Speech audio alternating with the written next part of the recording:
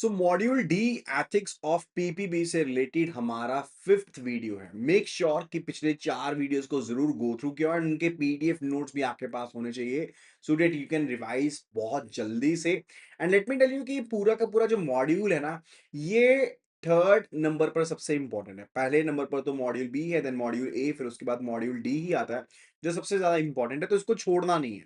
बहुत कम टाइम इसको कवर कर सकते हो। मेक श्योर कि आप हमारी एप्लीकेशन को जरूर डाउनलोड कर लो, लिंक आपको ऊपर स्क्रीन पर मिल जाएगा iibf.info/app and use the organisation code GEGKT if you are iOS user, right. चलिए आज का सेशन करते हैं start and we have already covered the 12 questions and आज 13th क्वेश्चन से हम स्टार्ट करेंगे। So it says a financial institution is taking steps to remedy a recent decline in ethical standards. The management decides to publish a comprehensive ethical manual and circulates it to all employees. According to the principles for fostering an ethical workplace, why might this action alone be insufficient? ये पूरा का पूरा ये action सिर्फ insufficient क्यों रहेगा to bring about meaningful change? An ethics manual is only effective if it is combined with rewards program for ethical behavior. तो क्या जरूरी है? देखो, appreciation and reward जो होते हैं ethical behavior के लिए वो एक listed remedy है, absolutely that is there, right? लेकिन ये चीज कहीं भी नहीं है कि मैनुअल अगर आप दे देते हो कि वो इफेक्टिव थिंग रहेगी, that's not the case, right. Influence करना, इन्फ्लुएंस जो होता है लीडरशिप का, वो बेसिकली काफी ज्यादा इंपॉर्टेंट होता है। सिर्फ मैनुअल को होना ये नहीं बताएगा कि एक्चुअल में बिहेवियर सही होना चाहिए, एथिकल होना चाहिए।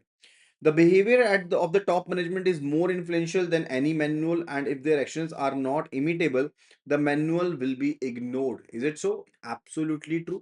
यानी कि जो मैनेजमेंट का रोल है वो बहुत ज्यादा मैटर करता है, right.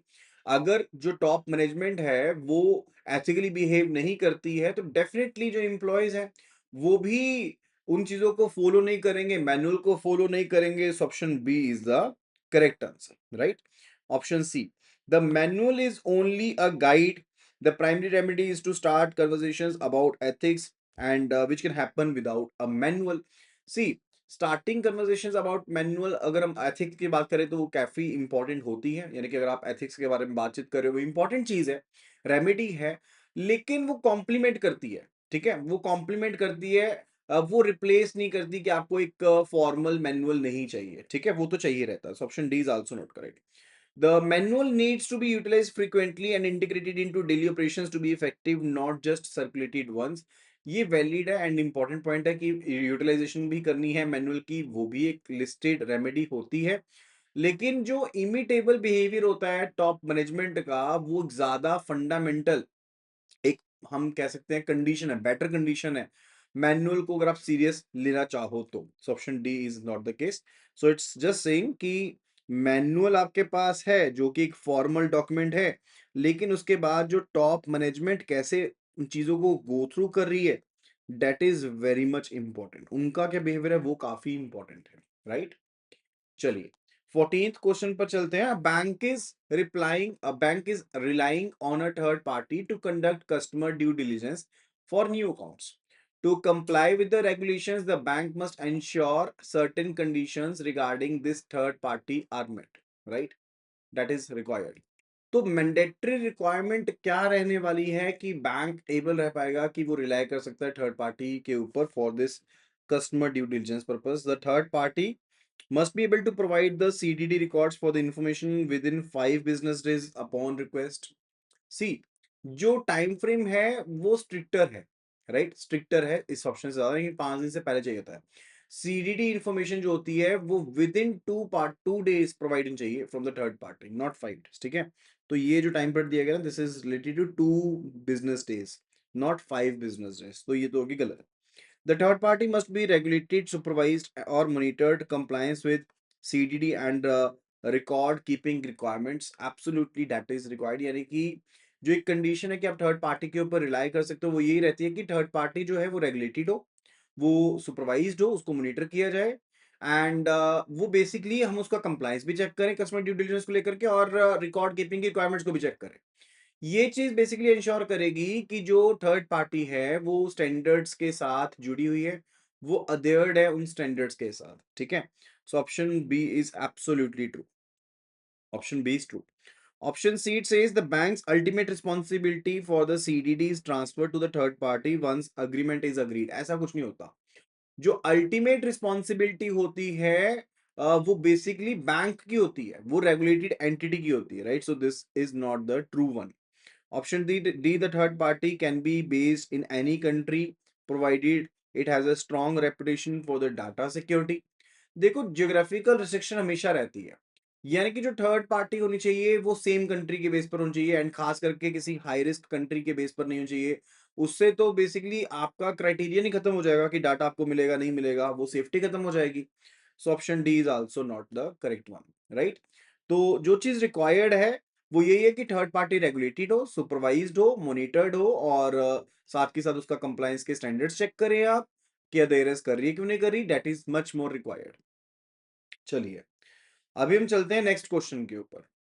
It says an employee feels that their personal values are misaligned with their organization practices but they continue to work there. एक एम्प्लॉय को फील होता है कि उनकी पर्सनल वैल्यूज अलाइंड नहीं है, मिसअलाइंड है ऑर्गेनाइजेशन की प्रैक्टिस के साथ, लेकिन वो वहीं पे काम कर रहे हैं. This internal conflict affects their interactions with the colleagues. अब उनकी जो इंटरेक्शन है कलीग के साथ उसके ऊपर भी इम्पैक्ट पड़ेगा, एंड जो उनकी ओवरऑल अप्रोच है to get their job responsibilities उसके ऊपर भी इम्पैक्ट पड़ेगा. How does the definition of work ethics presented in the document encapsulates this employee's situation. ठीक है, किस तरह से इस एम्प्लॉय की सिचुएशन को हम कवर अप कर रहे हैं वर्क एथिक्स से रिलेटेड डेफिनेशन में, उसके बारे में we need to tell. Work ethics is defined solely by how an individual gets along with subordinates and the superiors in executing work. क्या सिर्फ उसी के बारे में? No, that is just a part of the definition कि आप अपने subordinates के साथ कैसे हो, सुपीरियर के साथ कैसे हो जब आप वर्क एग्जीक्यूट कर रहे हो, वो तो पार्ट ऑफ पर्टिकुलर थिंग है, right? Not the complete definition first of all. Second, it's related to कि ये चीज ऑप्शन बी में कही गई है कि वर्क एथिक्स जो है is defined as innate unchangeable characteristics of an individual that determine their commitment. See, दो व्यू पॉइंट है. पहली चीज है कि कुछ एक लोग ना एक्चुअल में बिलीव करते हैं, कुछ एक लोग सोचते हैं इस चीज के बारे में कि ये कैरेक्टरिस्टिक्स को हम डेवलप नहीं कर सकते, राइट? लेकिन साथ के साथ इस चीज को भी समझना जरूरी है कि वर्क एथिक को आप इम्पार्ट कर सकते हो एम्प्लॉय के ऊपर. यानी कि अगर कोई लो कमिटमेंट वाला एम्प्लॉय भी है ना, तो भी वर्क एथिक्स को हम उसके ऊपर इम्पार्ट कर सकते हैं, उसको समझा सकते हैं, राइट? तो अगर हम ये कह दें कि टोटली इननेट है, वो बेसिकली बिल्कुल सही इंटरप्रिटेशन नहीं है वर्क एथिक्स को लेकर के. Option B is not the correct answer. That is not going to be the correct answer, फिर वो सही आंसर नहीं है. Option C, it says work ethics encompasses how an employee feels about their job and their responsibility and how they engage with the organization and how do they value their tasks. Absolutely correct. ये सबसे ज्यादा comprehensive चीज हम कह सकते हैं. यानी कि वर्क एथिक्स के बहुत अलग अलग कंपोनेंट है. कि पहली चीज तो ये कि इंडिविजुअल एम्प्लॉय अपनी जॉब के बारे में क्या सोचता है, एंड फिर वो कैसे एंगेज करता है अपनी करंट ऑर्गेनाइजेशन में, एंड कौन सी वैल्यूज एसोसिएटेड है उस टास्क के साथ जो वो कर रहा है. ठीक है, तो ये चीजें जो है एम्प्लॉय के इंटरनल कन्फ्लिक्ट को भी बीच में सहेजे हुए हैं, एंड जो एक्सटर्नल मैनिफेस्टेशंस हैं उनको भी आपस में सहेजे हुए हैं. ठीक है, तो all the things are covered over there. So we can simply be saying कि जो ऑप्शन सी है that is the correct answer. ठीक है, तो वर्क एथिक्स में आपके पास ये भी होता है कि आप अपनी जॉब के बारे में कैसा फील कर रहे हो, आपकी वैल्यूज कैसी हैं. ठीक है, वो भी चीज मैटर करती है. एंड आल्सो कि आप क्या फील करते हो अपनी जॉब के बारे में. ठीक है, और वो पर्सन किस तरह से वैल्यू कर रहा है उन टास्क की जो एसोसिएटेड है उसके जॉब के साथ, राइट? वो सब चीजें उसमें कवर्ड है. So option C is the correct answer. And option D, it says work ethics is primarily about whether an employee consider themselves as a part of the organization's larger version and the mission. See, आपका ये feel करना कि आप larger vision का part हो कि नहीं हो, डेफिनेटली वो भी वर्क एथिक्स का ही पार्ट है. This is also something related to the work ethics, ये भी वर्क एथिक्स का पार्ट है, लेकिन ये सिंपल इसकी सोल डेफिनेशन नहीं है. ये जो मल्टीपल आपके एलिमेंट्स है ना उसमें से एक पार्ट है, one of the element we can say. So this is one of the element. Like मैंने ऊपर वाले के लिए आपको बोला कि ये तो टोटली गलत ही था, राइट? तो ये बेसिकली आपका ये भी वन ऑफ द एलिमेंट है. This is also one of the element, right? इसी तरह से ऑप्शन सी भी आपका, ऑप्शन डी भी आपका वन ऑफ द एलिमेंट है. Now question number 16. A bank's human resource management department is redesigning its employee retention strategy. The current focus is almost entirely on competitive compensation packages. To build a more robust and ethical HRM framework, what other crucial factors should the department consider to improve employee satisfaction and motivation? तो bank का एक HRM department है, वो redesign कर रहा है अपनी employ retention strategy को। करंट फोकस जो है वो यही है कि आप कंपिटिटिव कंपनसेशन पैकेज दे दो एंड पर्सन को आप होल्ड कर लोगे। अगर आप ज्यादा रॉबस्ट और एथिकल एचआरएम फ्रेमवर्क बनाना चाहते हो, कौन से क्रूशियल फैक्टर्स हैं that we need to answer, उन फैक्टर्स के बारे में हमने बताना है। The banks stock market performance and its annual profitability metrics. देखो प्रॉफिटेबिलिटी जो है वो डेफिनेटली अफेक्ट कर सकती है बोनसेस को। ये चीज किसको इफेक्ट करेगी कि आप एम्प्लॉयज को बोनस कितने दे रहे हो, क्या पर्क्स आप उनको दे रहे हो, डेफिनेटली उसके ऊपर इम्पैक्ट पड़ता है, राइट। एंड जॉब सिक्योरिटी के ऊपर इम्पैक्ट पड़ता है, ठीक है। लेकिन हम बेसिकली अगर बात करना चाहें तो अगर हम इंटरनल वर्क एनवायरनमेंट को ज्यादा फोकस में रखें, एथिकल कल्चर लेकर के आए, तो उससे डेफिनेटली आप रिटेंशन को इंक्रीज कर सकते हो rather than external market performance. वो एक फैक्टर है कि आप बोनस दे सकते हो, जॉब सिक्योरिटी बने रहेगी, फैक्टर है कहीं ना कहीं। लेकिन जो प्राइमरी फैक्टर है वो आपका इन्वायरमेंट से रिलेटेड है। Option A is not correct. Option B says the work environment, organisation के क्या एथिक्स हैं, गवर्नेंस कैसा है, स्कोप ऑफ द एम्प्लॉय कि अपनी नॉलेज को कैसे एनहांस कर सकते हैं। Absolutely correct. यानी कि एम्प्लॉय जो होते हैं ना, वो उनकी रिटेंशन वो सैलरी से हटके भी होती है, राइट। रिटेंशन सिर्फ और सिर्फ कंपनसेशन के ऊपर डिपेंड नहीं करती, वो वर्क एनवायरनमेंट के ऊपर डिपेंड करती है, एथिक्स के ऊपर डिपेंडेंट करती है, गवर्नेंस के ऊपर डिपेंड करती है, आपका स्कोप ऑफ नॉलेज क्या है उसके ऊपर डिपेंड करती है, टेक्नोलॉजी क्या अवेलेबल है, आपकी एचआर की प्रैक्टिसेस कैसी हैं, right. So satisfying work environment we can say. तो एक जो सेटिस्फाइंग वर्क एनवायरनमेंट है वो एक मेजर रोल है, that is a major role, right. Option B is the correct answer. Option B जो है that is the correct answer. Option C, we look at the person and the family backgrounds of the employees to create a more homogeneous work culture, ऐसा कुछ नहीं है। That's not the point। Even ethical HRM framework जो है वो decision personal background के base पर नहीं लेता, डिस्क्रिमिनेशन नहीं करता। The length of the daily commute for the employees, C commute and transportation जो एम्प्लॉय के बेनिफिट है कि कोई घर के का पास ऑफिस है तो बेटर है, दूर है तो सही नहीं है, लेकिन वो अलग चीज है, वो अनलाइक फैक्टर्स है, right. That's not related to the ethics at all. Question number 17 पर चलते हैं। A bank branch has successfully cultivated an environment where employees feel comfortable expressing counter viewpoints during meetings। एक बैंक ब्रांच है successfully cultivate करे इस environment के बारे में जहां पर एम्प्लॉयज कंफर्टेबल है कि वो अपने काउंटर व्यू पॉइंट्स दे सकते हैं मीटिंग के दौरान। एंड उनको ऑनेस्टी के साथ प्रेज किया जाता है, इवन अगर वो बेसिकली एग्जिस्टिंग प्रोसेस को चैलेंज भी करते हैं तो भी। This culture was built over time through consistent managerial actions. फिर ये कल्चर बना according to the documented benefits of ethical behaviour. What is the most likely outcome of such actions? ऐसे एक्शंस का क्या आउटकम होगा उसके बारे में हमें बताना है।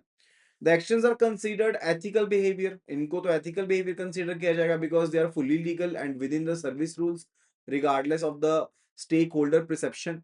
देखो लीगल होना, सर्विस रूल्स में होना एक नेसेसरी कंडीशन है, जो भी चीज कही गई है, ठीक है।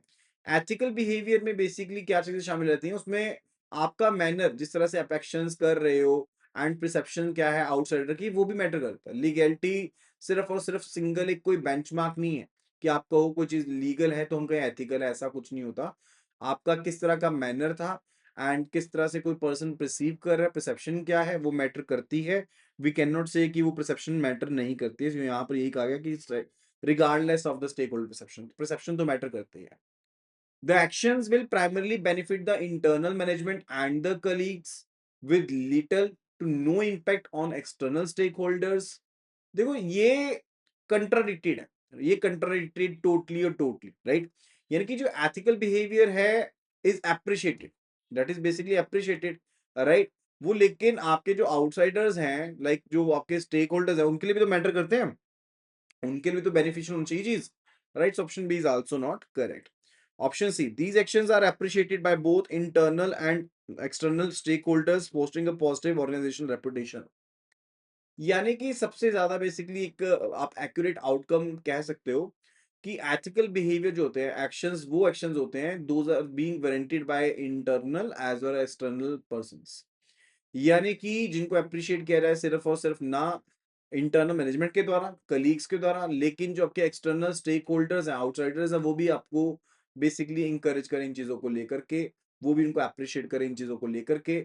अगर आप एक ओपन डिस्कशन को इंकरेज करते हो एंड आप ऑनेस्टली कंट्रीब्यूट करते हो, तो वो प्रोसेस काफी ज्यादा एक ट्रस्टवर्दी प्रोसेस रहेगा, ट्रांसपेरेंट प्रोसेस रहेगा, एंड वहां पर आप सभी पार्टीज को वैल्यू करते हो।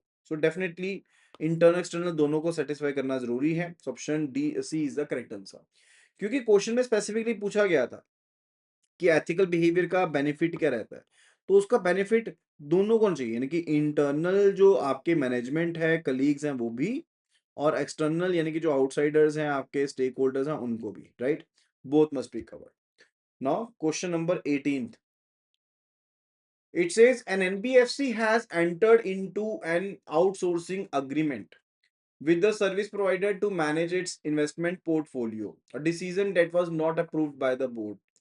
The agreement includes a clause that prevents the RBI from inspecting the service provider's record related to the NBFC's activities. Which two fundamental regulatory principles regarding the outsourcing have been violated here? साफ साफ चीजें दिख रही हैं, साफ साफ पता लग रही हैं। पहला तो बोर्ड ऑफ डायरेक्टर से अप्रूवल नहीं लिया भाई, आपने आउटसाइडर को दे दिया काम इन्वेस्टमेंट पोर्टफोलियो से रिलेटेड, वो तो गलत हो गया।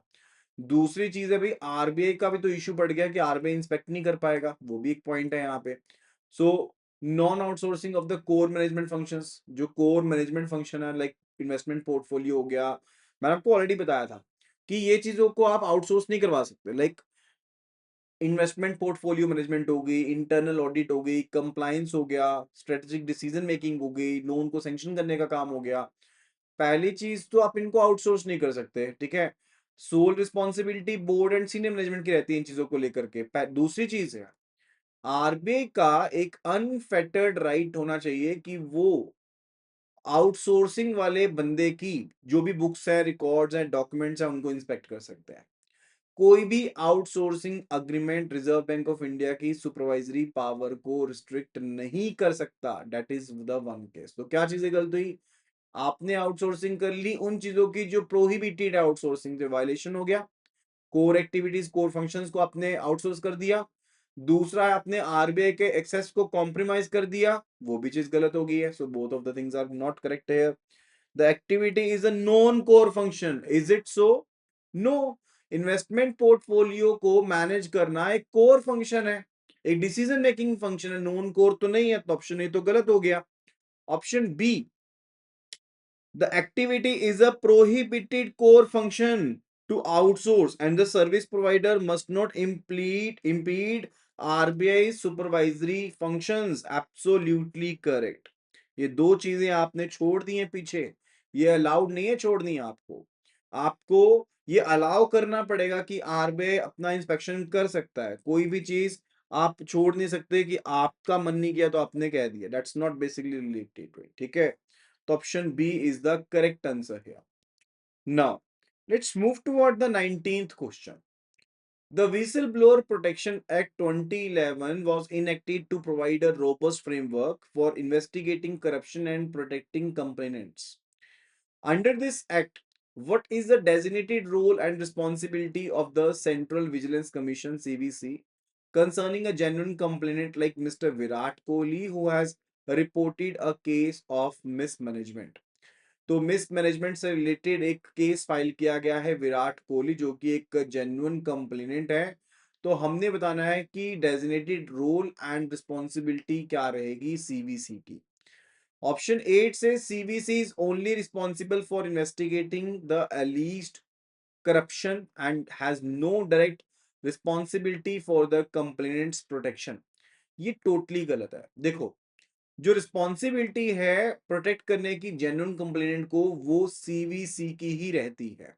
That actually lies with the CVC, यानी कि सेंट्रल विजिलेंस जो कमीशन है, उसी की वो रिस्पॉन्सिबिलिटी रहती है। So option A is not correct. The CVC's primary role is to ensure punishment for false or frivolous complaints with no with complainant protection being a secondary objective. With the complainant protection being a secondary objective. C. ये जो particular जो act है ना, वो ensure करता है कि punishment false complaint की तो मिलेगी मिलेगी, लेकिन जो प्रोटेक्शन है जेन्युइन कंप्लेनेंट की, ठीक है, वो प्राइमरी रिस्पॉन्सिबिलिटी रहेगी सीवीसी की, not a secondary. That's a primary objective. That will be a primary objective, not the secondary objective. Option C, it says the CVC is responsible for protecting the genuine complainant. CVC responsible है genuine complainant को safeguard करने के लिए, alongside its function of investigating corruption and misuse of power. Absolutely correct. यानी कि जो mechanism है वो ये रहता है कि जो इन्वेस्टिगेशन है एलिज्ड करप्शन से रिलेटेड मिसयूज ऑफ पावर को लेकर के, वो तो सीवीसी करेगी करेगी, लेकिन जो प्रोटेक्शन करनी है जेन्युइन कंप्लेंट की, that's a primary responsibility of the CVC. So option C is the correct answer, right. यानी कि जो भी कंप्लेंट है उसको रिसीट करना, एक्नॉलेज करने का काम, कॉन्फिडेंशियलिटी को मेंटेन करने का काम, प्रोटेक्शन प्रोवाइड करने का काम, एंड साथ के साथ जो प्रिलिमिनरी स्क्रूटनी करनी है, इन्वेस्टिगेशन करनी है, ओवरसाइट करना, मॉनिटरिंग करनी है, ये सारे काम किसके हैं? सीवीसी के हैं। Those are related to CVC. So option C is the correct answer. Now question number 20th. A bank manager, Mr. Steve Smith, is found to be using official bank vehicle for his family's weekend trip and submitting false fuel receipts as official travel expenses. This behavior is clear violation of his obligations to the bank. How is this type of misconduct specifically categorized in the context of employee ethics? तो employee ethics में इसको कैसे मानेंगे? Insider trading तो होता है जो information public domain में नहीं थी, उसका इस्तेमाल अपने फाइनेंशियल बेनिफिट के लिए किया। So this is not the answer. Violation of the proprietary data is related to जो कंपनी के कॉन्फिडेंशियल आपके इंफॉर्मेशन थी उसको आपने मिस हैंडल करा, लाइक इंटेलेक्चुअल प्रॉपर्टी थी, ट्रेड सीक्रेट थे, not related to the physical assets और एक्सपेंस अकाउंट, उससे रिलेटेड नहीं है। जॉब डिस्क्रिमिनेशन जो रहती है उसका मतलब होता है कि आप डिफरेंशिएट करते हो एम्प्लॉयज के साथ based on the religion, gender, race etcetera, वो भी यहाँ पर सिनेरियो नहीं है। Option D it says abuse of official position, yes. तो इसे कौन सी कैटेगरी में रखा जाएगा? It will be under abuse of the financial of the official position, right. यानी कि अगर आप पर्सनल गेन के लिए किसी चीज का इस्तेमाल करते हो, राइट, जैसे मान लो कोई बैंक एम्प्लॉय है, पर्सनल वो ट्रैवल के लिए इस्तेमाल कर रहा है, रीइंबर्स कर रहा है फिर as a official travel over there, ठीक है, तो अपने ऑफिशियल रिसोर्सेज का इस्तेमाल किया पर्सनल यूज के लिए, दैट्स नॉट अलाउड। तो वो क्या हो गया? That will be abuse of the official position में काउंट किया जाएगा। Now question number 21. A young banking recruit in his first few years of service is being mentored by a senior manager. The organization wants to groom this employee into an ethical professional effectively. According to the career stage approach to ethics, what is the most crucial focus during this initial phase? सबसे ज्यादा initial focus क्या रहेगा? ठीक है, career stage approach के हिसाब से सबसे ज्यादा क्रूशियल क्या रहेगा, ठीक है, उसके बारे में हमने बताना है। Training the employee to handle the pressures from board members and guide his own subordinates to on reputation management. See, employee को इस चीज के बारे में फैमिलाइज करना कि बोर्ड लेवल प्रेशर्स क्या होते हैं एंड गाइड करना सबऑर्डिनेट्स को, वो डेफिनेटली रिस्पॉन्सिबिलिटी बनती है उस पर्सन की, सीनियर मैनेजमेंट पर्सन की, but that is not the correct picture over here related to it, ठीक है, क्योंकि ऑर्गेनाइजेशन को ग्रूम करना चाहती है एक प्रोफेशनल इफेक्ट प्रोफेशनल में। सो उसके according we need to find the answer. Option B it says encouraging the employee to resolve complex interpersonal issues at the workplace to demonstrate leadership potential, ठीक है। देखो, अगर आप इंटरपर्सनल इश्यूज को resolve करना बताते हो, राइट, डेफिनेटली वो कौन से एम्प्लॉयज का टास्क है? जो विद इन 15 साल के एक्सपीरियंस के बीच में आते हैं, सीनियर मैनेजमेंट के बीच में आते हैं, उनका टास्क है।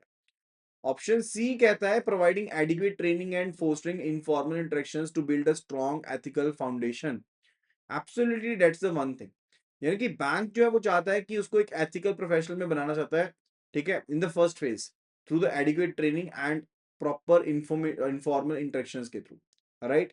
तो फेस जो यहाँ पर ये चीज कही थी रिलेटेड कि आपको कॉम्प्लेक्स इंटरपर्सनल के लिए चाहिए, ये सीनियर मैनेजमेंट के लिए, this is for senior management, यानी कि जिनकी जो सर्विस है वो 15 साल से ज्यादा। लेकिन अगर आप किसी नए पर्सन को बनाना चाहते हो, एथिकल प्रोफेशनल बनाना चाहते हो, तो उसको ट्रेनिंग प्रोवाइड करोगे, will be giving that particular person the training, right. Training किस पर्पज के लिए? For fostering the particular points, कि वो समझ पाए, प्रोफेशनलिज्म को समझ पाए उन चीजों से रिलेटेड, राइट। तो जो पर्टिकुलर बैंक की नीड है कि ग्रूम करना है एम्प्लॉय को एथिकल प्रोफेशनल के लिए फर्स्ट फेज में, तो वहां पर ट्रेनिंग के थ्रू एंड इनफॉर्मल इंटरेक्शंस के थ्रू उनको एथिकल प्रोफेशनल के ढांचे में उतारा जा सकता है। एंड ये जो फेज होगा वो 5 से 7 साल के बीच में खत्म हो जाएगा, करियर के बीच में खत्म हो जाएगा, राइट, ट्रेनिंग वाला। सो ऑप्शन सी जो है that is a correct answer. And what about the option D? Assigning the employee to global causes like solving environmental problems to broaden his perspective beyond the self।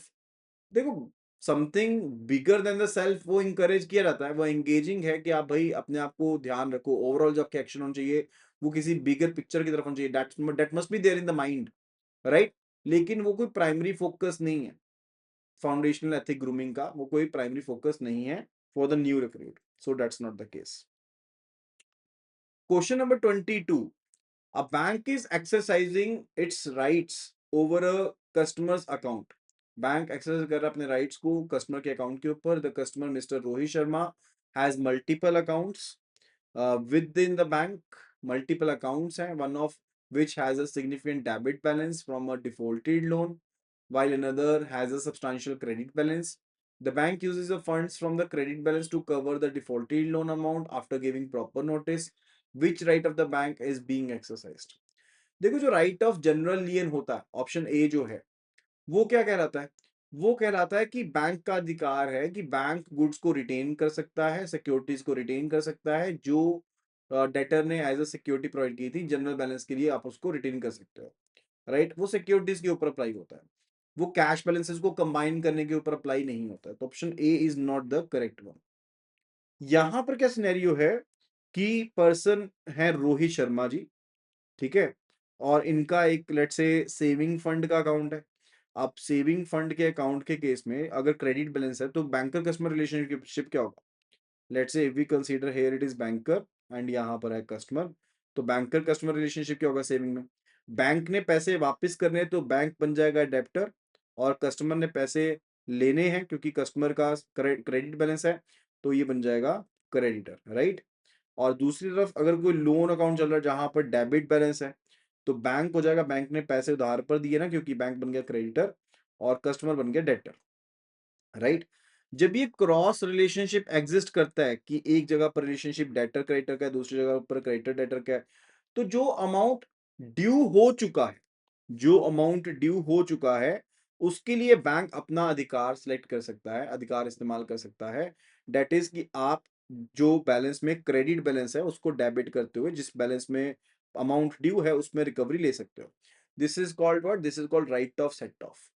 इसको क्या कहते हैं हम? Right of set of कहते हैं, ठीक है। क्या आप राइट ऑफ सेट ऑफ का इस्तेमाल कर सकते हो? तो ऑप्शन सी जो है यहाँ पर that is going to be the correct answer है। ये पॉइंट क्लियर हो गया आपको? तो अगर आपके लोन अकाउंट में ड्यू हो गया था अमाउंट 10,000 और आपके सेविंग अकाउंट में पड़ा है, तो बैंक आपको एक अप्रोप्रिएट नोटिस देते हुए राइट ऑफ सेट ऑफ का इस्तेमाल कर सकता है। इवन अगर लिमिटेशन खत्म भी हो चुकी है, जो लॉ ऑफ लिमिटेशन के हिसाब से अगर लोन डिबार भी है कि आप कानूनन रूप में रिकवरी नहीं कर सकते, राइट, तब भी बैंक अपने अमाउंट की रिकवरी कर सकता है using this particular right of set off, ठीक है। ऑप्शन बी जो है obligation of honour the cheque, वो तो एक ऑब्लिगेशन है, बैंक की ड्यूटी है, वो कोई अधिकार नहीं है बैंक का, वो कोई अधिकार नहीं है, तो ऑप्शन बी तो करेक्ट नहीं है। Obligation to maintain the secrecy, वो भी बैंक का एक अधिकार नहीं है, कोई ऑब्लिगेशन है बैंक के ऊपर कि सिक्रेसी को मेंटेन रखना है, फिड्यूशियरी रिस्पॉन्सिबिलिटी है बैंक की, right, that is the case. चलिए, question number 23। An employee mister M S Dhoni is celebrated and rewarded by his company for achieving significantly higher sales targets than his peers. However, it is an open secret that he achieved this by making false promises to the customers. ठीक है, सभी को पता है कि उसने झूठे promise किए हैं, दावे किए हैं कस्टमर्स का और अपने टारगेट अचीव कर लिए.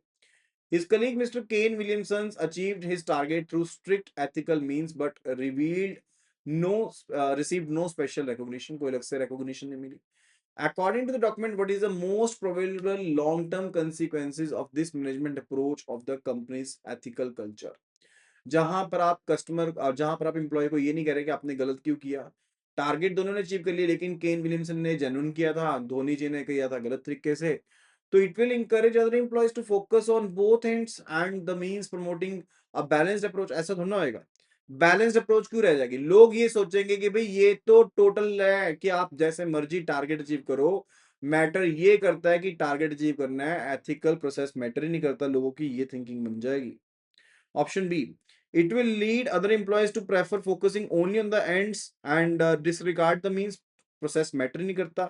यही सोचेंगे ना लोग. एब्सोल्युटली यही चीज लोग सोचेंगे कि भाई प्रोसेस मैटर नहीं करता, सिर्फ और सिर्फ जो चीज मैटर करती है वो यही करती है कि काम पूरा होना चाहिए, जस्ट चीजों को अचीव कर लो बस. ठीक है. क्वेश्चन नंबर 24 पे आता है. The senior management of an NBFC is tasked with overseeing its outsourcing arrangements to mitigate the risks. तो सीनियर मैनेजमेंट जो है एक एनबीएफसी की, दैट इज बीइंग टास्क्ड कि ओवरसी करना है उसकी आउटसोर्सिंग अरेंजमेंट्स को ताकि रिस्क्स को मिटिगेट कर पाए. This involves several key responsibilities to ensure that policies are effectively implemented and reviewed. Which of the following activities fall under the direct responsibilities of the senior management rather than the board? कौन सी responsibilities जो है वो senior management के दायरे में आती हैं rather than कि वो बोर्ड के दायरे में आती हैं? That we need to answer. उसके बारे में हमने बताना है. Option A it says approving the overall framework to evaluate the risk and materiality of the outsourcing arrangement. ये किसकी रिस्पॉन्सिबिलिटी है? देखो, approving the risk evaluation process वो तो रिस्पॉन्सिबिलिटी है बोर्ड की. ये तो बोर्ड ऑफ डायरेक्टर्स की रिस्पॉन्सिबिलिटी है, सीनियर मैनेजमेंट की नहीं है. Undertaking periodic reviews of the outsourcing arrangements to identify new material risk, ये किसकी रिस्पॉन्सिबिलिटी है? ये स्पेसिफिक रिस्पॉन्सिबिलिटी असाइन की जाती है किसको? सीनियर मैनेजमेंट को. ठीक है, कि पीरियोडिक रिव्यू करना अपने आउटसोर्सिंग अरेंजमेंट्स का ताकि जो भी नए मटेरियल आउटसोर्सिंग रिस्क है उनको आइडेंटिफाई करो. ठीक है, तो ये सीनियर मैनेजमेंट की रिस्पॉन्सिबिलिटी है. यानी कि ओवरऑल आउटसोर्सिंग पॉलिसी को बनाना वो बोर्ड की रिस्पॉन्सिबिलिटी है. अप्रूवल अथॉरिटीज को बनाना आउटसोर्सिंग डिसीजन के लिए वो भी बोर्ड ऑफ डायरेक्टर्स की रिस्पॉन्सिबिलिटी है. फाइनल रेगुलर रिव्यू करना वो भी आउटसोर्स इनकी एक्टिविटी है. लेकिन आप आउटसोर्सिंग पॉलिसी जो अप्रूव की गई उसको इंप्लीमेंट करने का काम सीनियर मैनेजमेंट का है. पीरियोडिक रिव्यू करने का काम सीनियर मैनेजमेंट का है. रिस्क मिटिगेशन को इंश्योर करने का काम सीनियर मैनेजमेंट का है. सो ऑप्शन बी जो है, option B that is related to the senior management. ये सीनियर मैनेजमेंट का काम है. Laying down the appropriate approval authorities for outsourcing decisions, this is also related to board of directors. Conducting a final regular review of the overall outsourcing strategy, this is also something related to the board of directors. तो answer जो यहाँ पर रहने वाला है that is going to be the option B, right? So that will be all related to this video. I hope that you must have understood the concepts related to the ethics so far. And there will be one more part related to these two chapters, and then we'll be covering the last chapter for the module D because total 5 chapter है. And make sure कीजिएगा कि application को download करें ताकि आपको सभी के सभी पीडीएफ वहां पर जरूर मिल जाए. Thank you so much and see you again in the next video. Happy learning.